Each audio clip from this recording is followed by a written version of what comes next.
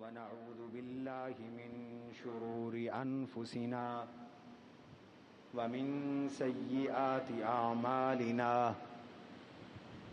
من يهده الله فلا مضل له ومن يضلله فلا هادي له ونشهد أن لا إله إلا الله وحده لا شريك له ونشهد أن سيدنا ومولانا محمدا عبده ورسوله صلى الله تعالى عليه وعلى آله وأصحابه وأزواجه وأتباعه وذرياته أجمعين أما بعد فأعوذ بالله من الشيطان الرجيم بسم الله الرحمن الرحيم والفجر وليال عشر والشفع والوتر والليل إذا يسر هل في ذلك قسم لذي حجر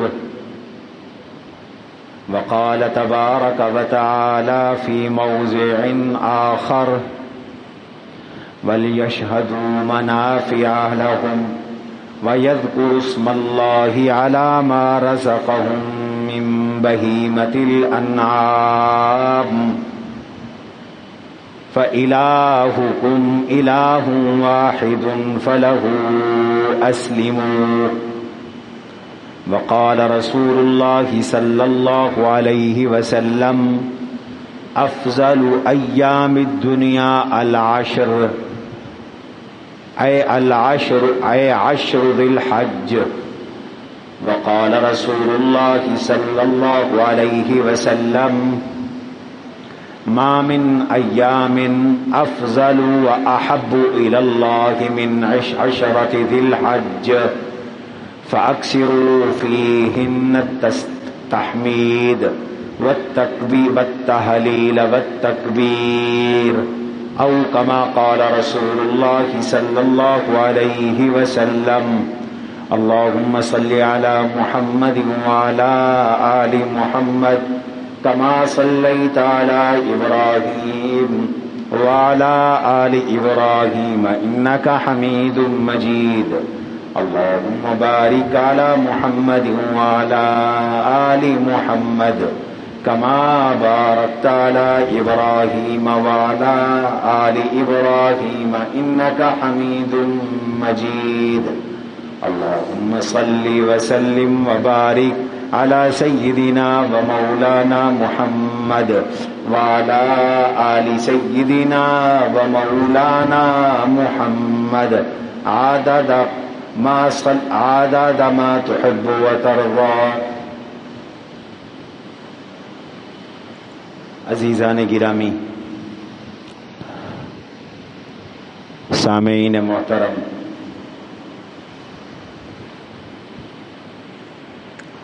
آج ذوالقعدہ کی غالباً 27 تاریخ ہے. چند دنوں میں ذی الحج کا مہینہ شروع ہونے والا ہے.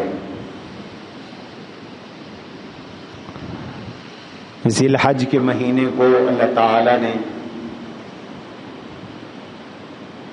خاص مقام عطا فرمایا ہے.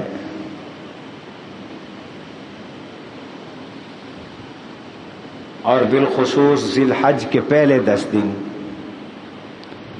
جن کو عشرہ ذی الحج کہتے ہیں، یہ 10 دن سال کے دنوں میں بہترین دن ہیں اور اللہ کے سب سے محبوب دن ہیں. قرآن اور حدیث میں ان دنوں اور ان راتوں کی فضائل بھی منقول ہیں، اعمال اور مسائل بھی منقول ہیں.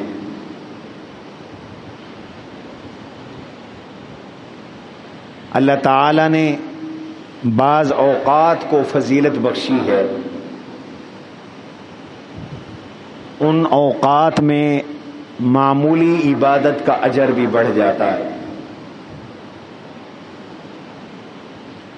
بالکل ایسے جیسے بعض مقامات کو اللہ نے فضیلت بخشی ہے، ان مقامات میں عبادت کا اجر بڑھ جاتا ہے۔ گھر میں نماز پڑھو تو ایک نماز ایک ثواب، جماعت کے ساتھ پڑھو تو 27 گنا ثواب، مسجد میں پڑھو تو 500 گنا ثواب۔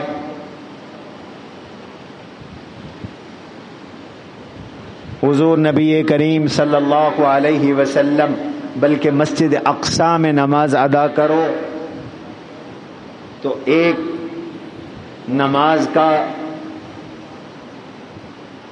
اجر اور ثواب ایک روایت کے مطابق 1000 نمازوں کے برابر، اور ایک روایت کے مطابق 25,000 نمازوں کے برابر۔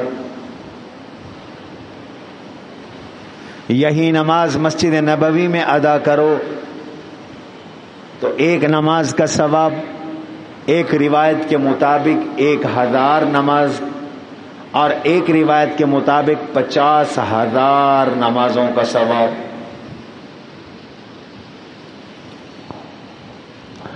اور یہی نماز اگر حرم کعبہ میں ادا کرو، مسجد حرام میں ادا کرو تو ایک نماز کا ثواب 1,00,000 نمازوں کے برابر ہے۔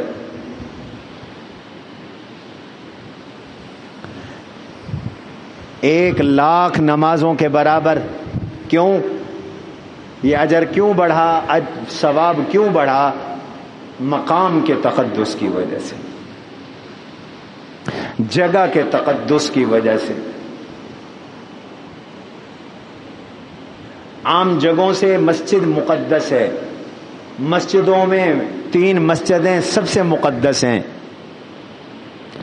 مسجد حرام مقدس ہے، مسجد نبوی مقدس ہے، مسجد اقصی مقدس ہے۔ اس لیے حکم ہے لا تشد الرحال الا الى 3 مساجد۔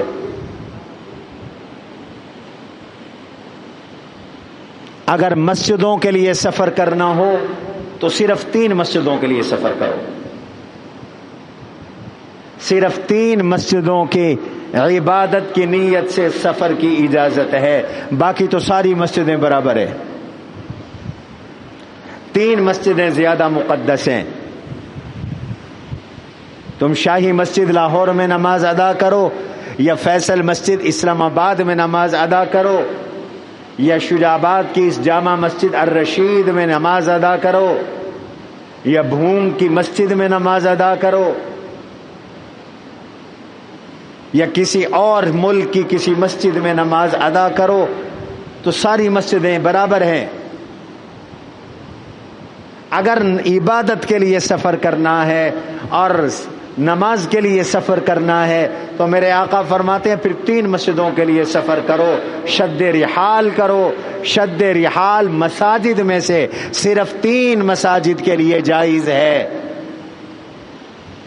اس مقصد کے لیے سفر کرنا صرف 3 مساجد کی طرف جائز ہے، مسجد حرام، مسجد نبوی، مسجد اقصی۔ اللہ ہمیں تینوں کی نمازیں نصیب فرمائے، تینوں کی حاضری نصیب فرمائے۔ تو مقامات مقدس ہوتے ہیں، جگہیں مقدس ہوتی ہیں، زمینیں مقدس ہوتی ہیں۔ حضرت موسیٰ علی نبینا وعلیہ الصلاۃ والسلام وادی تیہ میں تھے اپنی قوم کے ساتھ۔ بنی اسرائیل 30 سال تک وادی تیہ میں سرگرداں رہے، یتیہون فی الارض، قرآن نے بتایا کہ وہ زمین میں حیران و پریشان رہتے تھے. اللہ کی طرف سے یہ ان کے لیے مقدر کر دیا گیا تھا، اس لیے کہ بنی اسرائیل نے جہاد سے پہلو تہی کی، انکار کیا. اللہ نے فرمایا اب تمہاری سزا ہے کہ تم اسی 30 میل کے میدان میں گھومتے اور پھرتے رہو. وہ نکل ہی نہیں سکے. یتیہون فی الارض، وہ اس خطے سے نکل ہی نہیں سکے. اللہ نے کہا تمہاری ضرورتیں میں پوری کروں گا لیکن رہو گے یہیں. کہنے لگے سایہ نہیں ہے. اللہ نے بادل بھیج دیے. وَظَلَّلْنَا عَلَيْكُمُ الْغَمَامَ، ہم نے بادلوں کا سایہ کر دیا. کھائیں کہاں سے؟ بھوک لگی ہے. وَأَنزَلْنَا عَلَيْكُمُ الْمَنَّ وَالسَّلْوَىٰ، ہم نے تم پر من اور سلوا اتارا. بھنے ہوئے بٹیر اور میٹھا آسمانوں سے اترتا تھا اور یہ اس کو کھاتے تھے. تو سیدنا ہارون علیہ السلام کا وصال یہی ہوا. وہ موسیٰ علیہ السلام سے پہلے فوت ہوئے. موت برحق ہے. حضرت سیدنا موسیٰ علی نبینا وعلیہ الصلاۃ والسلام کے وصال کا وقت بھی آ گیا. ان کے وصال کے متعلق متعدد واقعات احادیث میں آتے. ایک تو واقعہ یہ آتا ہے کہ ملک الموت حضرت موسیٰ علیہ السلام کے پاس روح قبض کرنے کے لیے آئے. آ کے اجازت مانگی. موت برحق ہے، سب کو آنی ہے، لیکن موت میں فرق ہے. نبی کی موت اور ہماری موت ایک جیسے نہیں ہو سکتی. جیسے ان کی زندگی ہم جیسی نہیں، ایسے ان کی وفات ہم جیسی نہیں. جیسے ان کی زندگی اعلیٰ ممتاز صفات اوصاف خصوصیات والی ہے، ایسے انبیاء علیہ السلام کی وفات ممات اعلیٰ افضل اوصاف خصال خصوصیات والی ہے. جیسے ان کی زندگی عام انسانوں جیسی نہیں، ایسے ان کی وفات بھی عام انسانوں جیسی نہیں. اجازت مانگی ملک الموت نے، روح قبض کر لوں. حضرت موسیٰ علیہ السلام جلالی نبی تھے، غصہ آ گیا، تھپڑ رسید کیا ملک الموت کو. تھپڑ رسید کیا. ملک الموت خلاق عالم کے پاس پہنچے. الہ العالمین، آپ کے کلیم آپ کے حکم کے مطابق میں ان کی روح قبض کرنے کے لیے گیا، لیکن انہوں نے مجھے تھپڑ مار دیا. رب ذوالجلال کی اپنے کلیم کے ساتھ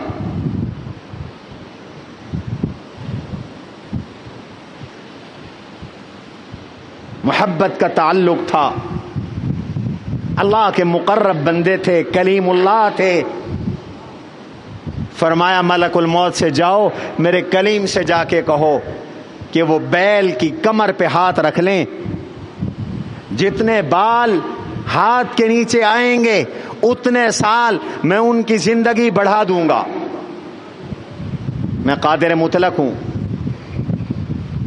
جسے چاہوں موت دوں، جسے چاہوں زندگی دوں، جسے چاہوں ڈھیل دے دوں اور جسے چاہوں موت دے دوں. اللہ کے قبضے قدرت میں ہے، اختیار میں ہے. یحیی و یمیت، جلاتا بھی وہی ہے، مارتا بھی وہی ہے. ربی الذی یحیی و یمیت. بیل کی کمر پہ ہاتھ رکھو، جتنے بال آئیں گے اتنی عمر بڑھ جائے گی، اتنے سال عمر بڑھ جائے گی. ہاتھ رکھا نہیں. کہنے لگے پھر کیا ہوگا ملک الموت سے؟ ملک الموت نے اللہ کا پیغام دیا. پوچھا موسیٰ علیہ السلام نے ملک الموت سے پھر کیا ہوگا؟ فرمایا حضرت پھر موت ہے، پھر موت ہے، کر لے جو کرنا ہے آخر موت ہے۔ موت سے تو کوئی فرار نہیں نا، کوئی نہیں بھاگ سکتا، نہ کوئی نبی، نہ کوئی ولی، نہ کوئی سیٹھ، نہ کوئی دولت مند، نہ کوئی حاکم، نہ کوئی ڈاکٹر، نہ کوئی انجینئر، نہ کوئی سائنسدان، کوئی بھاگ کے دکھائے۔ قل ان الموت الذي تفرون منه فانه ملاقيكم، جس موت سے تم بھاگتے ہو وہ آ کے رہے گی، اللہ کے سامنے جانے سے ڈرتے ہو پیشی ہو کے رہے گی۔ قل ان الموت الذي تفرون منه فانه ملاقيكم ثم تردون الى عالم الغیب والشہادہ، پھر اللہ کی پیشی بھی ہوگی جو غائب، چھپی ہوئی اور ظاہر سب چیزوں کو جانتا ہے، جو کچھ کر کے آئے ہو وہ تمہیں بتائے گا۔ حضرت پھر بھی موت ہے؟ فرمایا اچھا اگر پھر بھی موت ہے تو پھر مجھے ڈھیل نہیں چاہیے، مزید زندگی نہیں چاہیے، میری روح قبض کر لو۔ لیکن موت سے پہلے ایک دعا فرمائی، الہ العالمین مجھے موت آ رہی ہے، میری قبر، میرا ٹھکانہ، میری منزل، میری آرام گاہ، میری مرقد مقدس سرزمین میں بن جائے، بیت المقدس میں بن جائے۔ اسی بیت المقدس کو فتح کرنے کے لیے رب کریم نے بنی اسرائیل کو جہاد کا حکم دیا تھا، لیکن بنی اسرائیل نے جہاد سے اعراض کیا، بہانے بنائے، اس کی پاداش میں یہ وادی طی میں سرگرداں رہے۔ موسیٰ علیہ السلام نے کہا یا اللہ موت تو آ رہی ہے، میری قبر مقدس سرزمین میں بنے، میری قبر بیت المقدس کے قریب بنے۔ اس لیے التجا کی جاتی ہے، آرزو کی جاتی ہے یا اللہ میری قبر مدینہ میں بنے، یا اللہ میری قبر مکہ میں بنے، مقدس سرزمین میں موت آئے۔ مقدس جگہوں پر عبادت کا اجر بھی بڑھ گیا اور مقدس جگہوں پہ جینے کا مزہ بھی بڑھ گیا، مرنے کا اجر بھی بڑھ گیا۔ سمجھا یہ رہا ہوں۔ موسیٰ علیہ السلام کی اللہ نے دعا قبول فرما لی۔ حدیث میں آتا ہے بیت المقدس سے پتھر پھینکنے کی مقدار اللہ نے ان کو قریب کر دیا، زمین کو قریب کر دیا، اور ان کا مزار اطہر بنا، ان کی قبر مطہر بنی، ان کا روضہ اقدس بنا۔ بیت المقدس سے ایک پتھر پھینکنے کی مقدار چاہت تھی میں پاکیزہ سرزمین میں دفن ہو جاؤں، اللہ نے منظور کر لی۔ معلوم ہوتا ہے یہ خواہش کہ بزرگوں کے پہلو میں دفن ہوں، اللہ والوں کے قبرستان میں دفن ہوں، یہ کوئی شریعت کے خلاف نہیں ہے۔ موسیٰ علیہ السلام نے تو دعا کر کے اپنی قبر بیت المقدس میں مانگی، ان کے لیے سب سے مقدس سرزمین بیت المقدس کی تھی، ارض فلسطین تھی، اور ہمارے لیے سب سے مقدس سرزمین مدینہ کی ہے اور مکہ کی ہے۔ اس لیے حضور علیہ السلام نے ارشاد فرمایا من مات فی احد الحرمین بعث من الآمنین، جسے موت مکہ میں آئی یا مدینہ میں آئی وہ روز محشر عذاب سے محفوظ ہوگا۔ سبحان اللہ، وہ روز محشر عذاب سے محفوظ ہوگا۔ یہ حرمین کی موت کی فضیلت ہے۔ ہر دور میں ہزاروں مسلمان پوری زمین سے ہجرت کر کے مکہ مدینہ جا کے اسی لیے رہے کہ ہمیں موت مکہ میں آئے، ہمیں موت مدینہ میں آئے۔ ہمارے کتنے اکابر جنت المعلا میں سو رہے ہیں اور کتنے اکابر جنت البقیع میں سو رہے ہیں، بقیع قبر غرقد کے قبرستان میں سو رہے ہیں۔ یہ بقیع کا قبرستان وہ مبارک قبرستان ہے جس میں 10,000 صحابہ مدفون ہیں، ہزاروں تابعین مدفون ہیں، امام مالک مدفون ہیں، امام نافع مدفون ہیں، حضور کے آل بیت مدفون ہیں، اللہ کے نبی علیہ السلام کی لخت جگر اور صاحبزادیاں مدفون ہیں، 2 ازواج مطہرات کے علاوہ میرے آقا کی ساری گھر والیاں یہاں مدفون ہیں، حضرت عثمان یہاں مدفون ہے، حضرت حسن یہاں مدفون ہے، حضرت حسین کا ایک روایت کے مطابق سر یہاں مدفون ہے، اور میرے آقا نے اسی بقیع کے بارے میں فرمایا کہ اس قبرستان کے 70,000 مدفونین کو اللہ بغیر حساب و کتاب کے جنت عطا فرمائیں گے۔ زمینیں مقدس ہیں، جگہیں مقدس ہیں، ایسے عزیزوں بتانا یہ چاہتا ہوں اوقات بھی مقدس ہے۔ بعض گھڑیاں مقدس ہوتی ہیں، بعض اوقات مقدس ہوتے ہیں، بعض دن مقدس ہوتے ہیں، بعض راتیں مقدس ہوتی ہیں۔ رمضان میں لیلۃ القدر سب سے مقدس رات، سب سے مقدس رات، اجر بڑھ جاتا ہے۔ دیکھو یہاں جگہ نہیں، یہاں وقت مقدس ہے، ٹائم مقدس ہے، اور وہ ٹائم جس میں آپ نے لیلۃ القدر پائی، آپ جاگ رہے تھے، عبادت میں مشغول تھے۔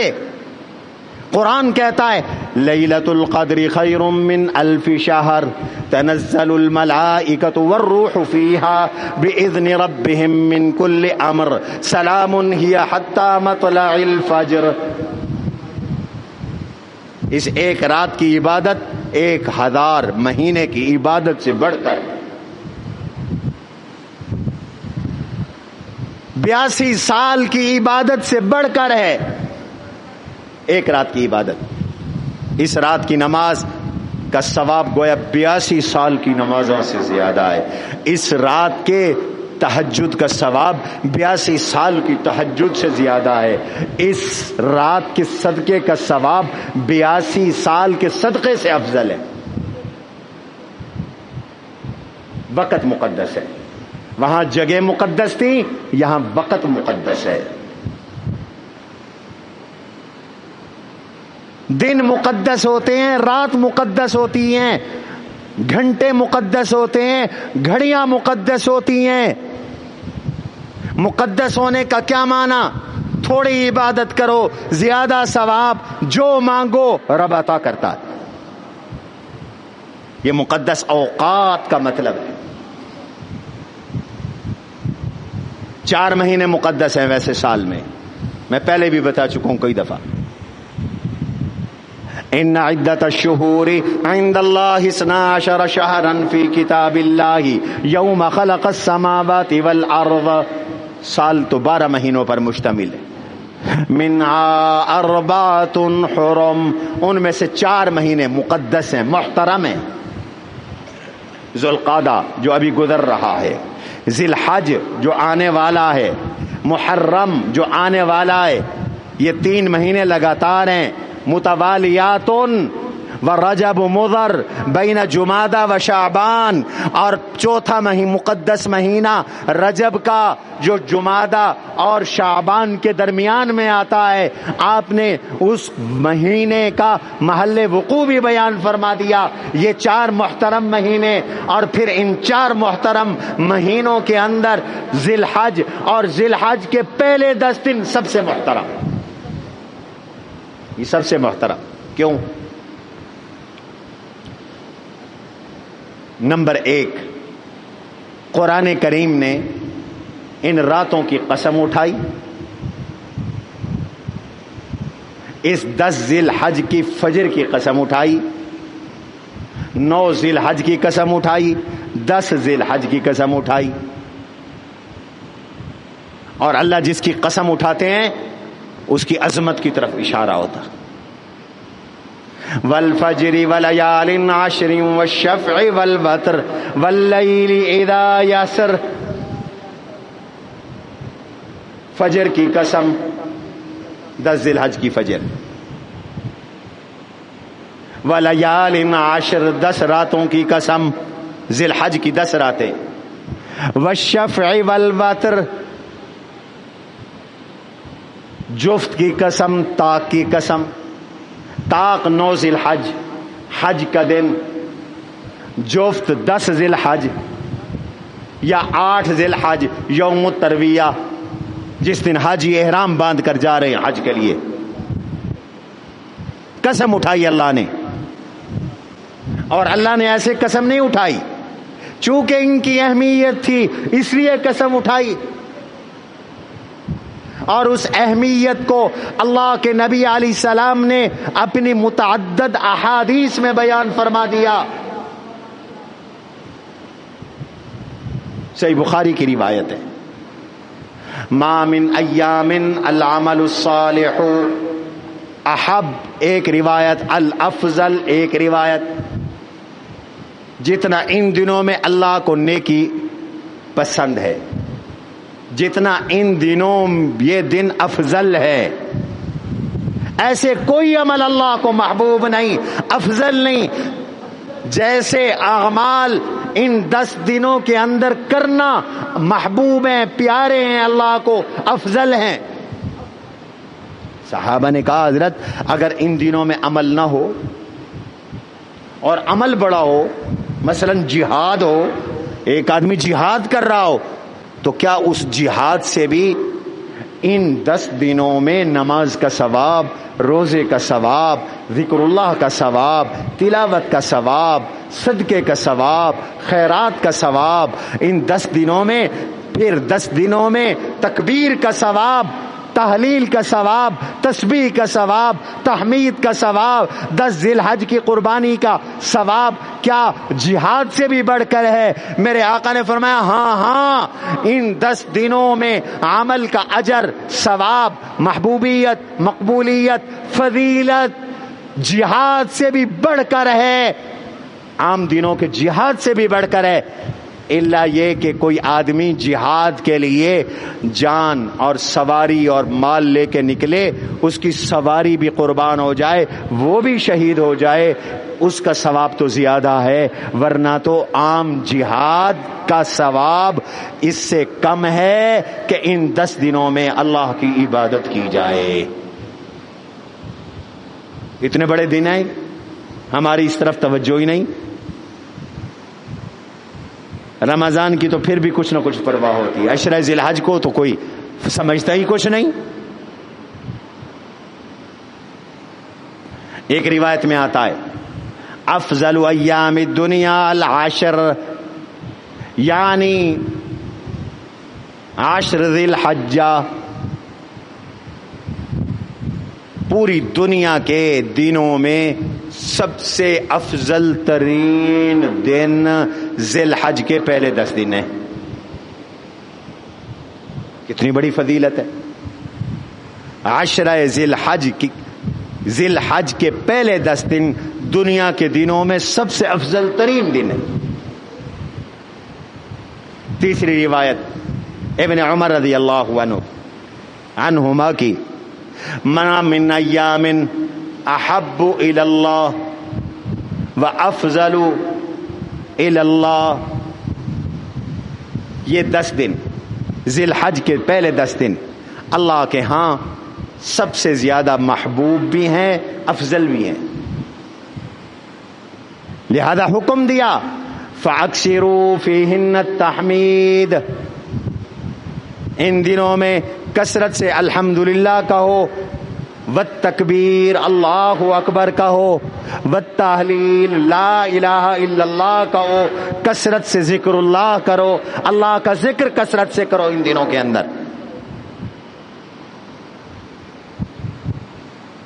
اور پھر ان ذی الحج کے جو پہلے 10 دن ہیں،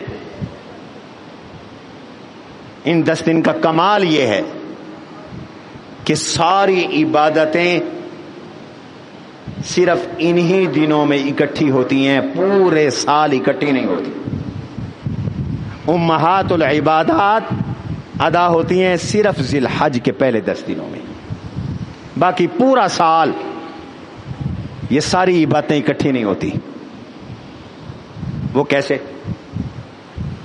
بنیادی ارکان اسلام کے 5، ان میں بنیادی عبادات 4: نماز، روزہ، حج، زکوٰۃ. یہ 4 عبادتیں رمضان میں بھی اکٹھی نہیں ہیں. کیا خیال ہے رمضان میں حج ہوتا ہے؟ بتاؤ، رمضان میں حج ہوتا ہے؟ نہیں ہوتا حج رمضان میں. تو رمضان میں بھی صرف نماز ہے، روزہ ہے یا زکوٰۃ اور صدقہ ہے، حج نہیں ہوتا. رمضان میں ساری عبادتیں اکٹھی نہیں ہیں. شوال میں نہیں ہے، ذوالقعدہ میں نہیں ہے، محرم میں نہیں ہے، سفر میں نہیں ہے، ربیع الاول میں نہیں ہے، ربیع الثانی میں نہیں ہے، رجب میں نہیں ہے، شعبان میں نہیں ہے. کب ہیں؟ صرف ان 10 دنوں میں. صرف ان 10 دنوں میں، ذی الحج کے 10 دنوں میں ساری باتیں اکٹھی ہو گئی. اور وہ کیسے؟ نماز پڑھو.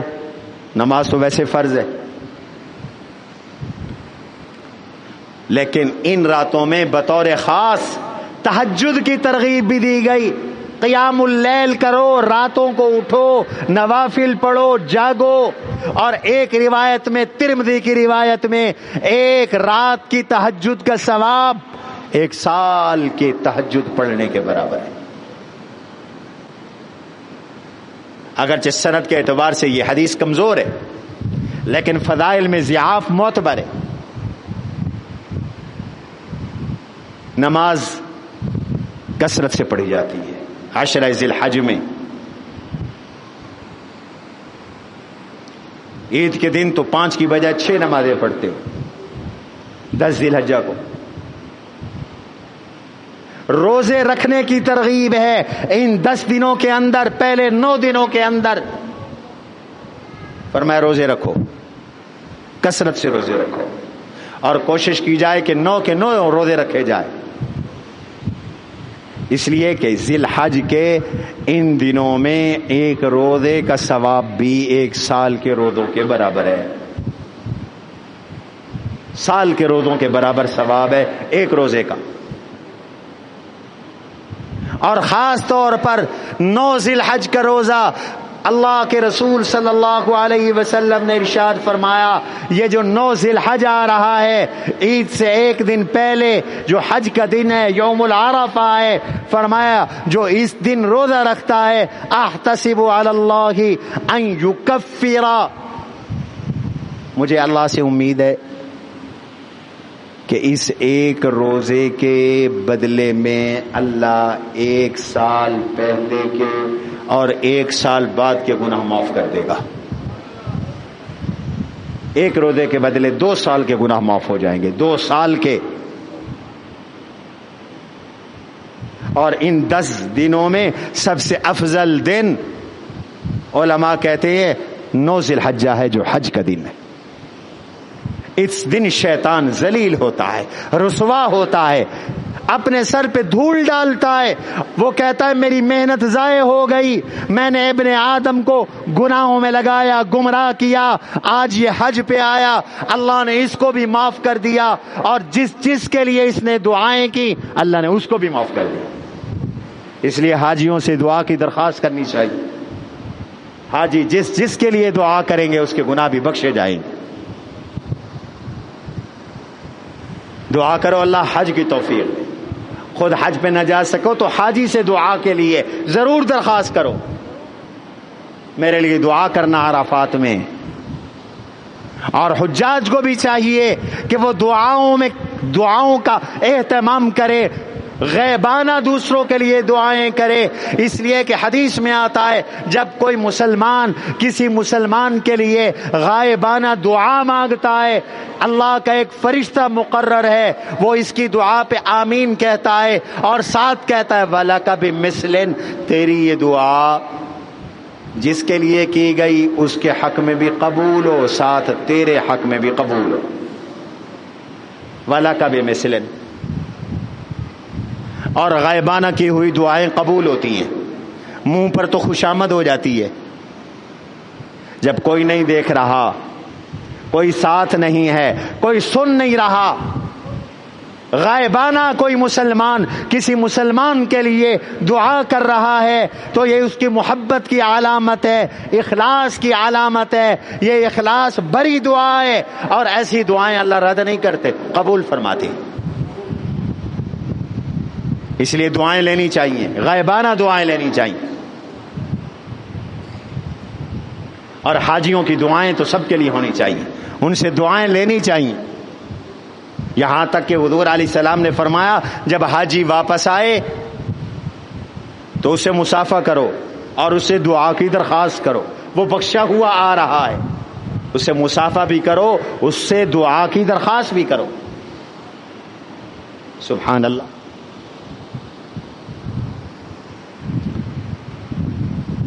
نماز اس عشرے میں، روزہ اس عشرے میں، زکوٰۃ تو پورا سال دی جا سکتی ہے جب بھی موقع ہو، لیکن صدقے کا اہتمام کرنے کا حکم ہے۔ ان دنوں کے اندر کثرت سے صدقہ کرو، راہ خدا میں مال خرچ کرو۔ تو یہ زکوٰۃ اور صدقے کی عبادت وہ بھی اس عشرے میں۔ قربانی سارا سال نہیں کر سکتے، قربانی ان دنوں کے اندر 10 ذی الحج میں، اور اس کی متابعت میں پھر 11 اور 12 3 دن قربانی ہے۔ سارا سال قربانی نہیں ہے، ان دنوں میں قربانی ہے۔ حج پورا سال نہیں ہو سکتا، صرف انہی دنوں میں حج ہے۔ 8 ذی الحج کو منا ہے، 9 ذی الحج کو عرفات ہے، 9 شام کو مزدلفہ ہے، 10 صبح منا ہے، شیطان کو کنکریاں مارنی ہے، پھر قربانی کرنی ہے، حلق کرنا ہے، پھر حج کا فرض طواف زیارہ کرنا ہے اس عشرے کے اندر، اس 10 ذی الحج کے اندر۔ تو فرمایا وہ عبادتیں جو سارا سال اکٹھی نہیں ہوتی وہ ان 10 دنوں میں اکٹھی ہو جاتی ہیں۔ سبحان اللہ کہو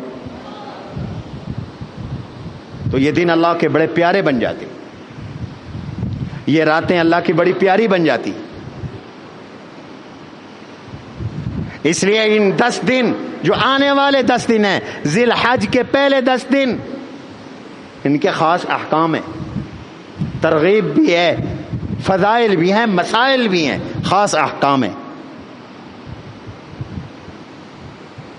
پہلا حکم تو یہ ہے کہ ذی الحج کے چاند کو دیکھتے رہو، انتظار کرو، تیاری کرو، پھر استقبال کرو۔ اگر آپ کا قربانی کا ارادہ ہے، قربانی آپ نے کرنی ہے، اللہ کے نبی صلی اللہ علیہ وسلم ارشاد فرماتے ہیں اذا رأیتم ہلال ذی الحجہ، جب تم ذی الحج کا چاند دیکھو اور قربانی کرنے کا ارادہ رکھتے ہو، پھر ناخن نہ کترو، بال نہ کاٹو، یعنی حجامت پہلے کروا لو، چاند نظر آنے سے پہلے اگر آپ کی قربانی ہے۔ قربانی کرنے والا اس کے لیے مستحب ہے، افضل ہے کہ وہ چاند نظر آنے کے بعد حجامت نہ کروائے، ناخن نہ کاٹے، بال نہ کٹوائے، تاکہ اس کی شکل بھی حاجیوں جیسی بن جائے، تشبہ بالحجاج ہو جائے۔ یہ فلسفہ ہے۔ حاجی جب احرام پہن لیتے ہیں تو ان پر احرام کی پابندیاں ہیں، اور ان پابندیوں میں ایک پابندی یہ ہے کہ وہ حجامت نہیں کروا سکتے، ناخن نہیں کاٹ سکتے، بال نہیں کٹوا سکتے، خوشبو نہیں لگا سکتے۔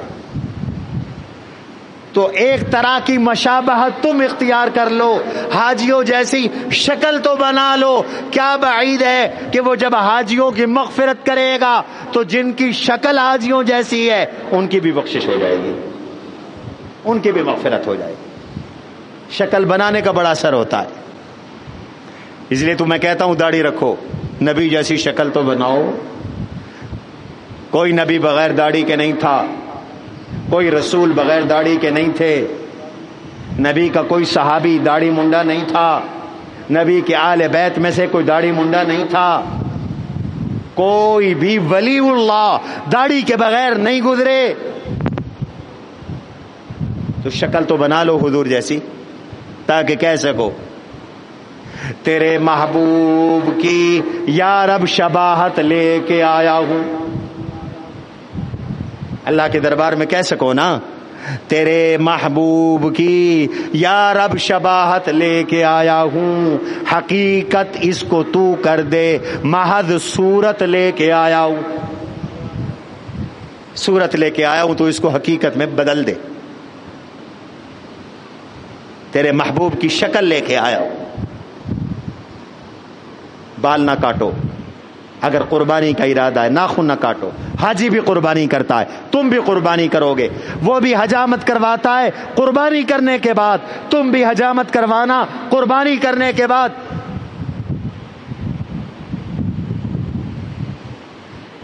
دوسرا حکم ہے ان دنوں میں روزے رکھو،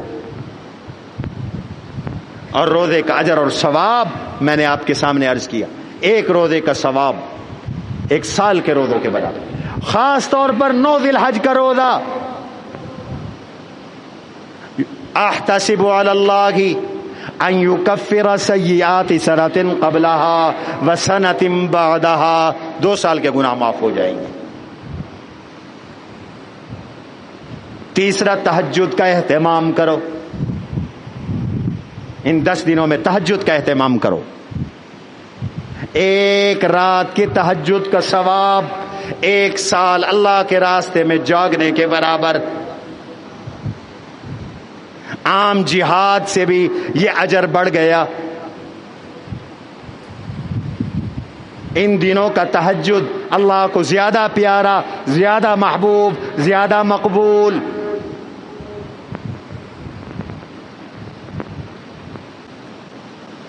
نمبر 4، کثرت سے اللہ کا ذکر کرو۔ اللہ کے نبی علیہ السلام فرماتے ہیں فَأَكْثِرُوا فِيهِنَّ التَّحْمِيدَ وَالتَّكْبِيرَ وَالتَّهْلِيلَ، ان دنوں میں کثرت سے پڑھا کرو الحمدللہ، کثرت سے پڑھا کرو اللہ اکبر، کثرت سے کہا کرو لا الہ الا اللہ، گویا تیسرے کلمے کا ورد کثرت سے کرو، پڑھا کرو سبحان اللہ والحمدللہ ولا الہ الا اللہ واللہ اکبر۔ ابن عمر رضی اللہ عنہما جلیل القدر صحابی رسول، متبع سنت، سیدنا ابی ہریرہ رضی اللہ عنہ جلیل القدر محدث اعظم صحابی رسول، دونوں بازار میں جاتے تھے ان 10 دنوں کے اندر تو نعرے لگاتے تھے اللہ اکبر، تو وہ جب اللہ اکبر کہتے تھے بازار کے سارے دکاندار، خریدار، تمام ریڑیوں والے، چھابڑیوں والے، وہ بھی ابن عمر اور ابو ہریرہ کے ساتھ مل کر ذی الحج کے ان 10 دنوں میں کیا کہتے تھے؟ آپ بھی اونچی آواز سے کہیں اللہ اکبر، اللہ اکبر کہتے۔ کثرت سے اللہ کا ذکر کرو ان دنوں کے اندر، سبحان اللہ، الحمدللہ، لا الہ الا اللہ، اللہ اکبر، لا الہ الا اللہ، اس کی کثرت کرو۔ نمبر 5، گناہ نہ کرو ان دنوں میں، نماز نہ چھوڑو، بد نظری نہ کرو۔ آج کل کے عام گناہ ہیں جنہیں ہم گناہ ہی نہیں سمجھتے، نماز نہ پڑھنا، نماز چھوڑ دیتے ہیں ہم، یہ حکم تو قرآن کا ہے، فلا تظلموا فیہن انفسکم، ان مقدس دنوں میں اپنے اوپر گناہ کر کے ظلم و زیادتی نہ کرو، ورنہ گناہ کرو گے اپنے اوپر ظلم کرو گے، پھنس جاؤ گے، پکڑے جاؤ گے، اللہ کی پکڑ میں آ جاؤ گے۔ جیسے مقدس جگہ میں گناہ کرنا خطرناک ہے، ایک ہے کوئی شراب پی رہا ہے گھر میں کلب میں، وہ بھی گناہ ہے. پچھلے جمعے میں شراب کا گناہ بتا چکا ہوں، وقت نہیں ہے. لیکن اگر یہی بدبخت مسجد میں آ کے شراب پیے تو یہ برابر ہے اس گناہ کے یا بڑھ کر ہے؟ بولو بولو، بڑھ کر ہے. ایک آدمی باہر چوری کرتا ہے، وہ بھی بڑا گناہ. حدیث میں آتا ہے چور جب چوری کرتا ہے اسے ایمان نکل جاتا ہے، لا یسرق سارق وهو مؤمن. لیکن کوئی مسجد میں آ کے چوری کرے تو یہ اس سے بڑا گناہ. اور کوئی پھر مسجد حرام میں جا کے چوری کرے تو یہ کتنا بڑا گناہ.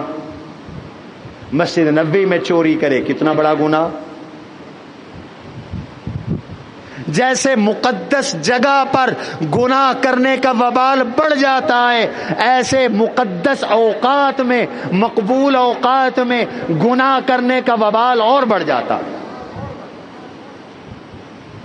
ایک آدمی عام دنوں میں منہ کالا کرتا ہے، بد کرداری کرتا ہے، ایک آدمی رمضان میں کرتا ہے، کوئی برابر تو نہیں ہے.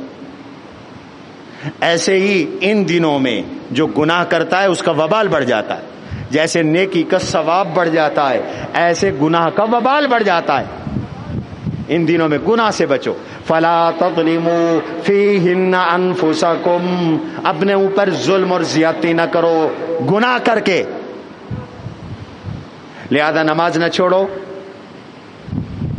آنے والے 10 دنوں میں جھوٹ نہ بولو، آنے والے 10 دنوں میں قطع رحمی نہ کرو، آنے والے 10 دنوں میں کسی کو گالی نہ بکو، آنے والے 10 دنوں میں بطور خاص غیبت نہ کرو، آنے والے 10 دنوں میں حرام بطور خاص حرام نہ کھاؤ، رشوت نہ کھاؤ، حرام کی کمائی نہ کھاؤ. آنے والے 10 دنوں میں بطور خاص نیک اعمال کرو، صدقہ کرو، خیرات کرو، نوافل پڑھو، روزے رکھو، صلہ رحمی کرو، دوسروں کی خیر خواہی کرو، دوسروں کو نفع پہنچاؤ، کسی کو ایذا نہ دو، کسی کو ستاؤ نہیں، کسی کو تکلیف نہ دو. یہ اس 10 دن کے لیے خاص حکم ہے. نمبر 5 تلاوت قرآن کریم کثرت سے کرو. نمبر 6 ان دنوں کے اندر بطور خاص حکم ہے 9 ذی الحج نماز فجر کی سے لے کر 13 ذی الحج نماز عصر تک ہر نماز کے بعد پڑھو اللہ اکبر اللہ اکبر لا الہ الا اللہ واللہ اکبر اللہ اکبر وللہ الحمد. اس کا فلسفہ انشاءاللہ آئندہ جو میں عرض کروں گا. اللہ اکبر لا الہ الا اللہ واللہ اکبر اللہ اکبر وللہ الحمد، یہ پڑھو. اور اگلا حکم، آپ صاحب نصاب ہیں، آپ پر فطرانہ واجب ہے، تو جس پہ فطرانہ واجب ہے اس پہ قربانی بھی واجب ہے. 10 ذی الحج کو قربانی کرو، عید پڑھ کے قربانی کرو. اللہ کے نبی علیہ السلام نے ارشاد فرمایا 10 ذی الحج کو اللہ کو سب سے محبوب عمل قربانی کے جانور کے خون کا بہانا ہے. ابھی خون کا قطرہ زمین پہ گرتا نہیں، قبول پہلے ہو جاتی ہے قربانی. اللہ کی دربار میں قربانی پہلے قبول ہو جاتی ہے. لہذا وہ لوگ جو صاحب نصاب ہیں، کیا ہے نصاب؟ 52 تولے چاندی کے برابر نقد رقم ہے، نقد رقم ہے، 90,000 کے لگ بھگ بنتا ہے نصاب. 1 لاکھ سمجھ لو نقد ہے. یہ نقد نہیں ہے، زائد از ضرورت چیزیں اتنی قیمت کو پہنچ جاتی. گھر میں استعمال سے زیادہ برتن، کپڑے، مشینری، بستر، حتیٰ کہ موبائل، ایک سے زیادہ سواری، ایک سواری ضرورت ہے، ایک سے زیادہ سواری، ایک مکان ضرورت ہے. ایک آپ کا مکان ہے اور دوسرا مکان لیا ہوا ہے، کرائے پہ چڑھایا ہوا ہے، ویسے رکھا ہوا ہے، یا ایک مکان ہے، دوسرا پلاٹ لیا ہوا ہے، یہ زائد ضرورت ہے، یا زیور ہے، کچھ سونا ہے، کچھ چاندی ہے، 52 تولے چاندی کی قیمت کو پہنچ جاتا ہے، آپ پر فطرانہ بھی لازم ہے، قربانی بھی لازم ہے، 10 ذی الحج کو قربانی کرنی ہے، یہ بطور خاص احکام ان دنوں کے، اس 10 ذی الحج کے۔ اس لیے اللہ نے قرآن میں دوسری جگہ بھی فرمایا لِيَشْهَدُوا مَنَافِعَ لَهُمْ وَيَذْكُرُوا اسْمَ اللَّهِ عَلَى مَا رَزَقَهُم مِّن بَهِيمَةِ الْأَنْعَامِ سورۃ الحج۔ لوگو، اللہ نے تمہیں جانور عطا کیے، اس پر بھی اللہ کا رزق، اللہ کا ذکر کرو، فی ایام معلومات، خاص دنوں میں ذکر کرو، اور وہ خاص دن یہ 10 ذی الحج ہے۔ ان 10 ذی الحجہ کے ان 10 دنوں میں کثرت سے اللہ کا ذکر کرو۔ اللہ مجھے اور آپ کو اس آنے والے عشرے کی عظمت کی قدر کی توفیق نصیب فرمائے، اور ان دنوں میں اللہ سے نعمتیں لینے کی توفیق نصیب فرمائے۔ سبحان